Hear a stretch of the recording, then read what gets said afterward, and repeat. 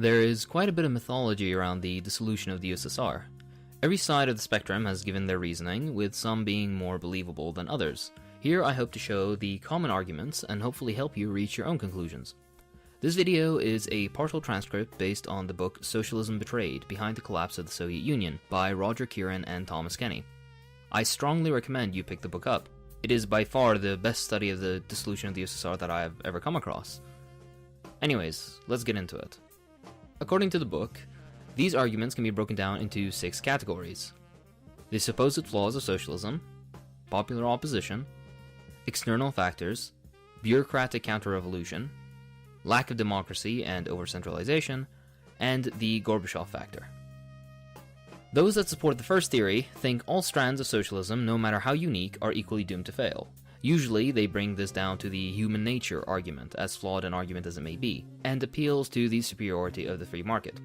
Those that support this theory, or variations thereof, include Martin Melia and Richard Pipes, and Dmitry Volkogonov. Despite the many achievements of Soviet socialism, the system did have many flaws during the 80s. Issues with consumer goods, slow penetration of computer technology, falling productivity, differing levels of corruption, and the notorious second economy. Problems extended into the political sphere as well, where overlapping party and state functions reduced local overhead and kept political initiative at the top. Of course, many of these problems arise from a myriad of other issues like the Cold War, the relentless economic and other warfare waged by the US against the USSR, and the heavy burden of supporting allies abroad. The point, however, is that none of these problems were large enough to cause the fall of the Soviet Union on their own. They didn't cause crisis, let alone collapse. To quote the book, "The trouble with this theory is that it views Soviet history as unfolding towards an inevitable demise because of its departures from human nature, private property, and the free market." Though these views gained ascendancy in the US during the Reagan era, few historians subscribe to a historical determinism based on human nature. In addition, this theory is utterly incapable of explaining how Soviet socialism survived the collectivization of agriculture and the German invasion of World War II, only to fall apart under the seemingly far lesser challenges of the 1980s. The second theory suggests that popular opposition to the Soviet system brought it down. Although no one explicitly holds this opinion, it's frequently cited as a major reason. I'm sure you've come across it yourself. They include things like intellectual dissidents, protests, the rise of nationalists, and the relative electoral success of non-communist officials. This line of thinking isn't entirely wrong, as many Soviet economists did favor market reforms, and these opinions influenced that of Gorbachev's. Other examples include the Georgian and Azerbaijani protests, the upheaval in the Baltic republics, minor strikes, and the unopposed activity of non-communist officials in high government positions. The problem with this theory is that popular discontent came up towards the end of Gorbachev's reforms, not before. These upheavals occurred in response to Gorbachev's policies. In clearer terms, those policies caused these issues. In the final analysis, popular opposition acted as a dependent rather than an independent variable, a byproduct of Gorbachev's policies rather than their cause. According to the third theory, external factors rooted in the Cold War and global economy caused the Soviet collapse. Extreme opinions even go as far as to say that the betrayal of Soviet socialism was due to the CIA's penetration of the Soviet leadership. Now, the extent of this penetration was far worse than you or I may realize. According to one late report, by 1985, the CIA and FBI had developed the most impressive inventory of spies against Russia in American history, and had riddled the KGB and GRU, that being the military intelligence, with moles. Still, unless future revelations show that Gorbachev and Yakovlev served as CIA agents, it stretches credibility to suppose that the CIA brought down Soviet socialism. Nonetheless, external factors more powerful than the CIA ever could be were most definitely at work. The intensification of the Cold War in the early 80s, followed by the world recession in 1979 that made American Presidents Carter and Reagan increase military spending, caused the Soviet Union to do the same in return. To quote the book, "Soviet society never enjoyed the luxury of internal development free of the threat of outside aggression. The cost of defending itself and aiding its allies escalated yearly and drained resources away from socially useful domestic investments. By 1980, Soviet aid to its allies cost $44 billion a year, and arms spending consumed 25 to 30% of the economy. The strain of the Cold War increased during the late Carter and early Reagan years, as both the conservative, Peter Schweizer, and the leftist, Sean Gervasi, have pointed out. Reagan opened up a second Cold War and initiated a multi-pronged strategy of destabilizing Soviet society.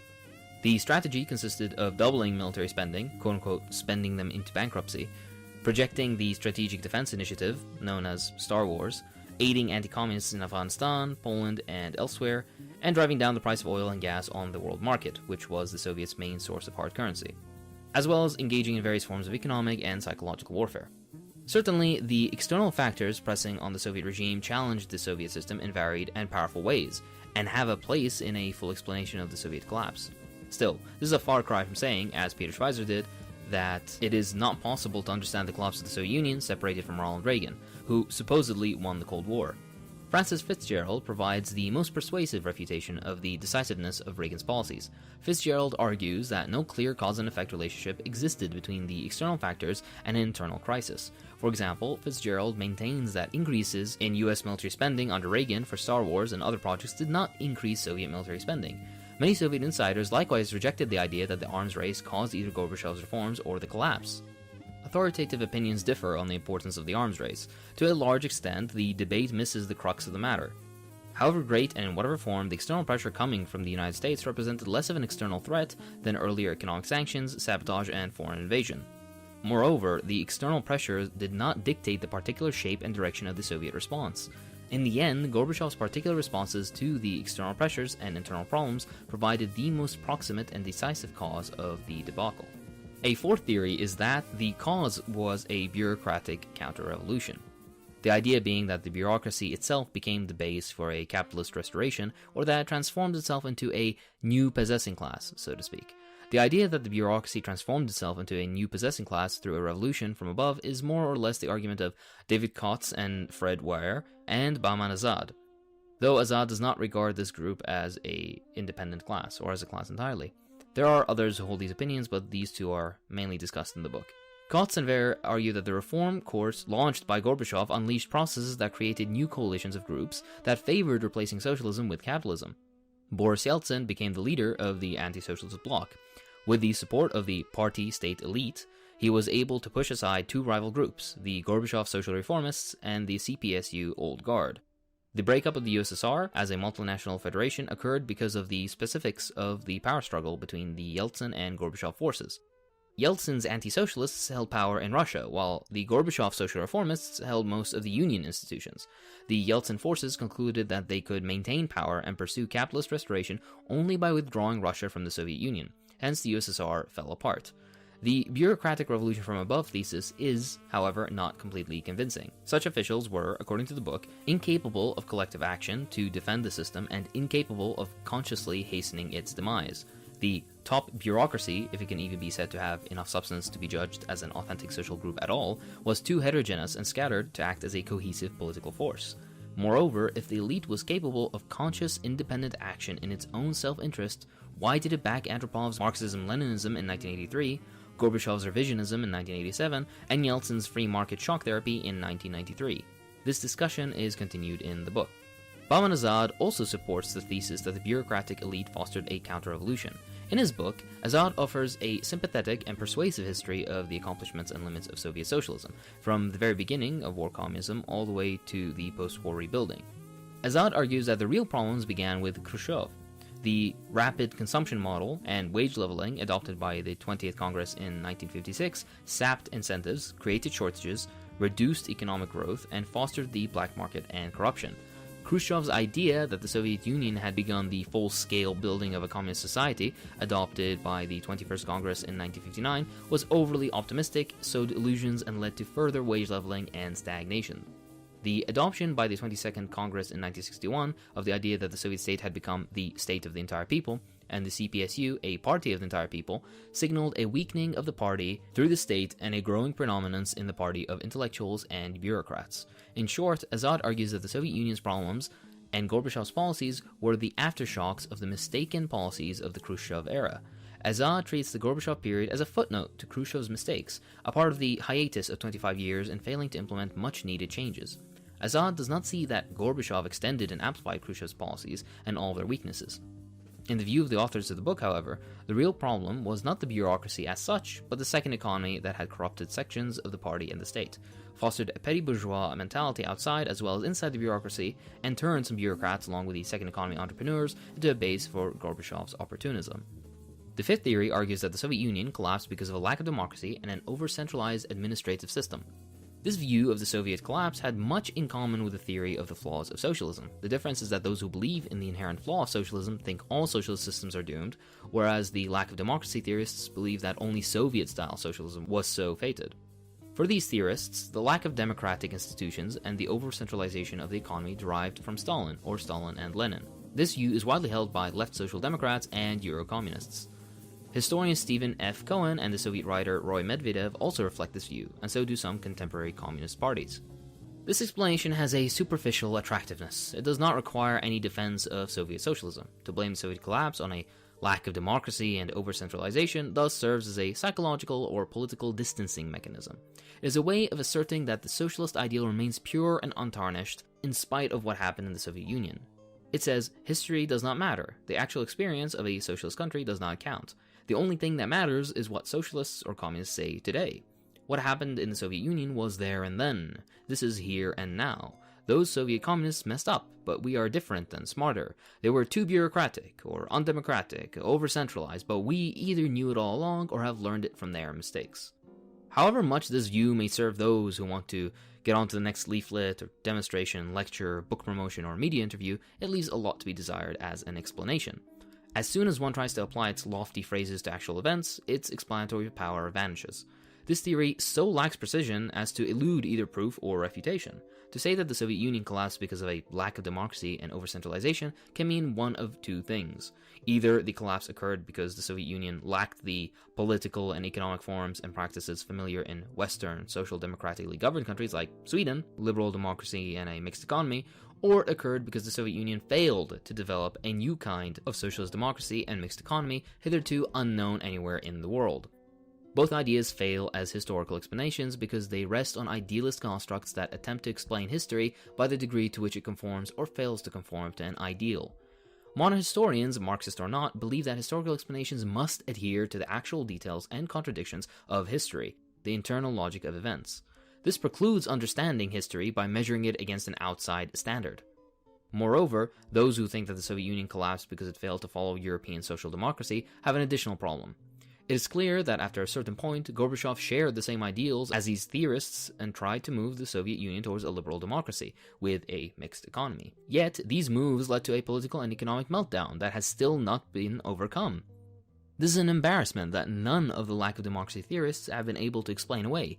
More to the point, the lack of democracy theorists ignore the actual history of liberal democracy and socialist democracy. The meaning and evaluation of democracy have changed over time, and neither capitalism nor liberalism has an exclusive claim to it. Until the second half of the 19th century, democracy meant rule by the lower classes or the oppressed, and almost all major political thinkers, from Aristotle to the founders of the United States, opposed democracy. Democracy came to the United States and other liberal republics gradually, and then not as rule by the lower classes as such, but as participation by the lower classes in elections, as the franchise was extended first to men without property and then to ex-slaves, women, and youth. Historically, socialism had a stronger claim to democracy than liberalism. Whereas liberalism only gradually claimed democracy as a value, socialism from the start embraced its classical meaning as rule by the lower classes. In the Communist Manifesto, Marx said that the first step in the revolution by the working class is to raise the proletariat to the position of ruling class to win the battle of democracy. Whereas liberal democracy venerated choice, socialist democracy valued equality in the sense of the abolition of the capitalist class's superiority, domination, and exploitation. Just as liberalism assimilated democratic forms, so socialism developed democratic mechanisms. Lenin had argued that workers would not spontaneously develop socialist ideas and revolutionary organizations on their own, and that consequently a vanguard party had to lead a socialist revolution. Rule by a vanguard party, however, did not mean the same thing as rule by the workers and peasants themselves. Over time, socialism had to develop ways to increase the participation and control by the workers and peasants, including broadening membership in the Communist Party and developing Soviets, trade unions, and other mass organizations. Though the process of developing democracy was far from over, the Soviet Union had developed a variety of political institutions and practices designed to provide popular participation. Every subsequent socialist country adopted and adapted these Soviet innovations. These Soviet practices included using newspapers as ombudsmen as well as news sources, vesting trade unions with the power over workers' rights, production norms and the disposition of social funds, and creating Soviets, production committees, community assemblies, governing committees of living complexes, and other party and government bodies. Though many of the populist institutions atrophied during the difficult years surrounding the Second World War, they revived in the 1950s and involved greater and greater numbers of working people. Even under Brezhnev, popular participation in government showed many signs of vitality. Writing in 1978, when the Soviet Union contained 260 million people, a group of Soviet writers gave the following figures on Soviet political activity. There were 16.5 million communists, 121 million trade union members, nearly 38 million young communists, over 2 million Soviet deputies, 35 million people who work with the deputies of the Soviets of People's Deputies, 9.5 million members of people's control bodies, and 5.5 million members of production conferences of industrial enterprises. Of course, participation in a socialist Soviet, just as participation in a bourgeois election, provided no conclusive proof of popular control, but it nonetheless represented, however imperfectly, the striving for a kind of socialist democracy. If Soviet democracy was developing in some areas, however, it was experiencing problems in others.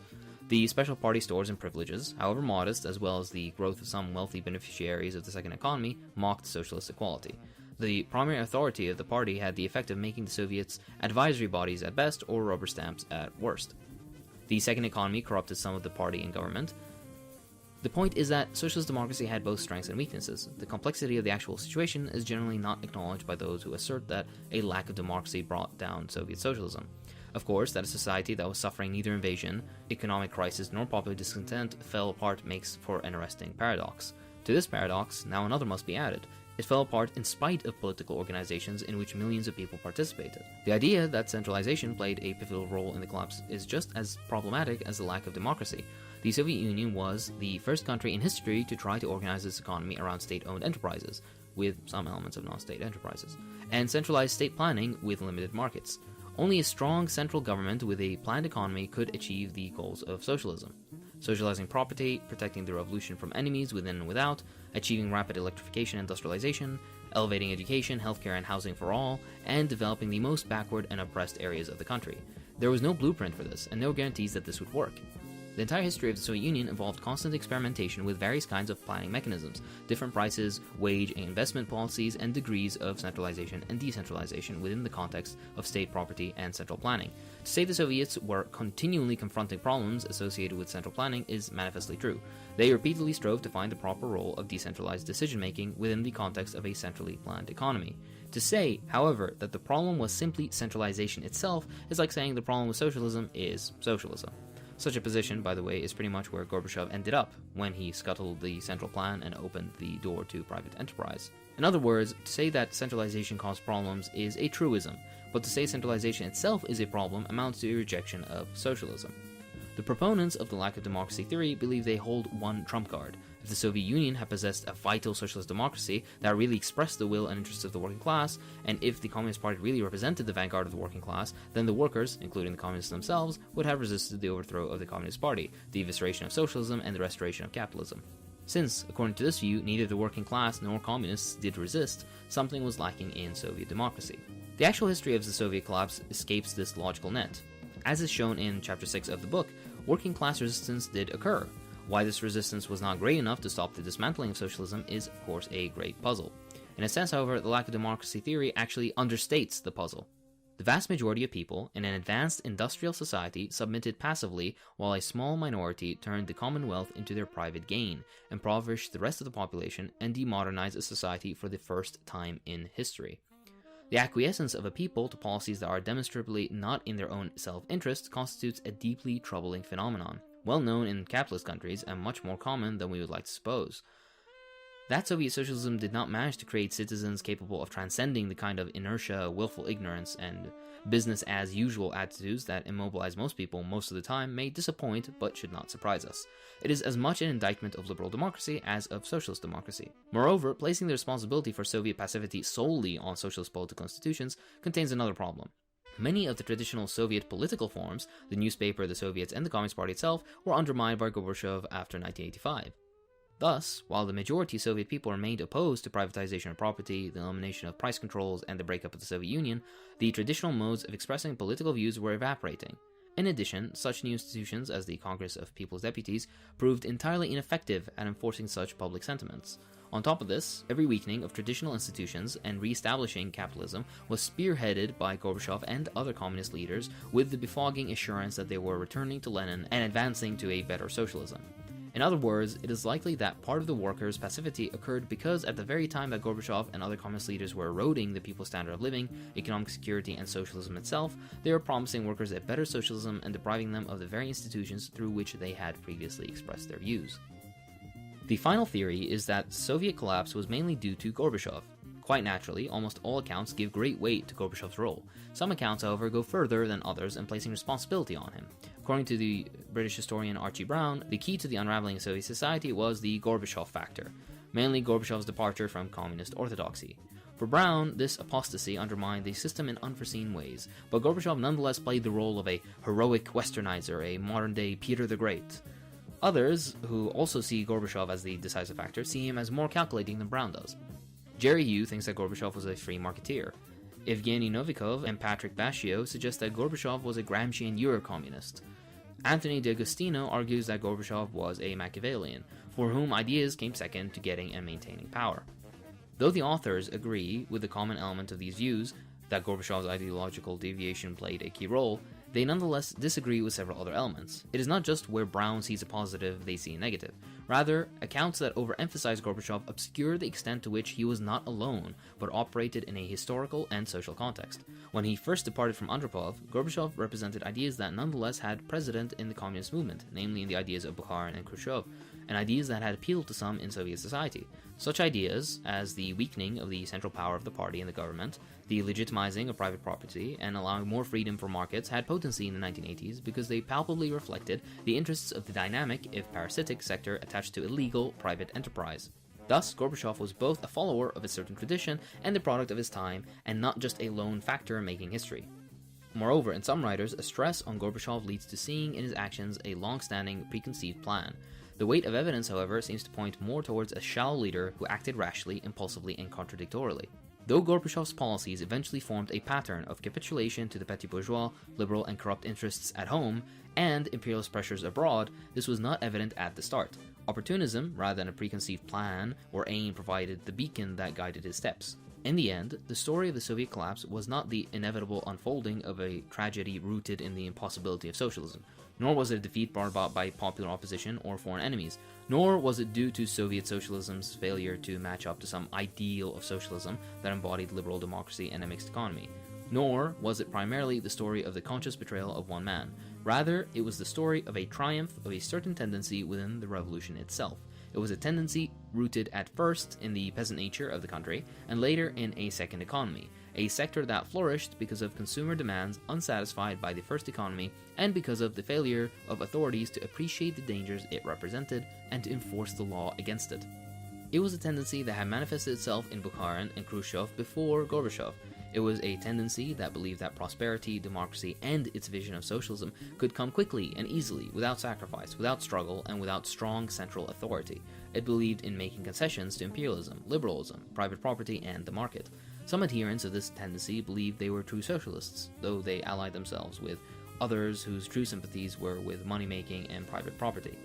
Not until Gorbachev had this tendency in the revolution held full sway and been carried to its logical conclusion.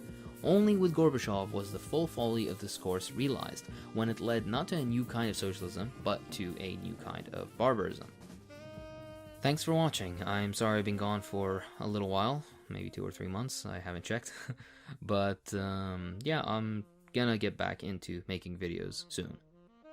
Anyways, I'd like to thank my patrons, so thank you to Zarin Arson, Xiaoyan Zhang, Laurie Valdemar Minialo, Khan, Daryl McFarlane, Adrian Rinaldi, Aaron B. Lingwood, Kagri Karahmed, Andy Haywood, Ellie Garzon, Faustin, Henny Ashurst, Aaron Koger, Jeremiah Butler, Jonathan Chavez, Industrial Robot, Amar Abdul-Jabbar, Wes Franklin, Mia Nakano, Liam Sipanen, Connor O'Reilly, Brennan Ruffing, Jedi Davian, Nut Ringheim Lunde, Mika Argyropoulos, Michael Duchette, Mothi Yu, Peter Coffin, Zatarani, Comrade Pingu, and of course Charles. Thank you, Charles.